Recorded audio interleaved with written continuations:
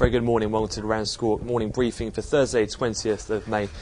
Markets taking a bit of a breather in terms of some of the volatility that we have witnessed and some opens so far this week.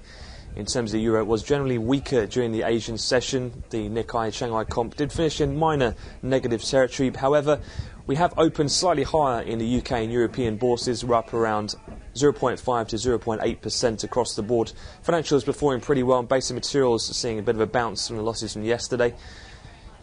However, as mentioned, the euro was slightly weak overnight. It has managed to eke back into the European Open and into positive territory against the dollar. Some comments out of the French Economy Minister, Christine Lagarde, who did say that the euro is not in danger, so opposing the comments which did weigh on the euro yesterday from Angela Merkel in Germany.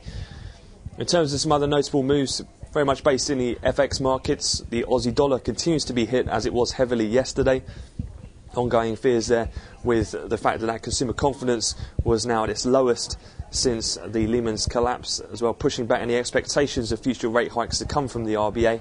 Allied as well to the Trade Minister overnight and the Australian government suggesting that they will not compromise on the tax for miners. That's a big thing for the Australian economy there and their currency. And also as well, although the elections in Australia are not for another 6 months yet, there are polls overnight in Australia which are pointing to a hung parliament scenario, which we've already seen did weigh initially in the run-up to the UK elections, so could well have a similar effect there in Australia.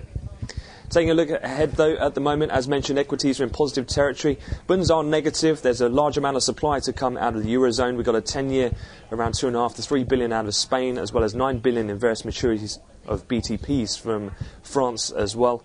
And then later on as well in fixed income, 257-year note refunding announcement, as well as a 10-year bond to be auctioned off by a debt management office this morning. So again, a large amount of supply. In terms of actual data, we'll have the weekly jobless numbers. They'll be the 130s today from the US. And just taking a check on the calendar, we've also got RPX, fully fed and leading indicators all to come, as well as the EI natural gas storage change this afternoon.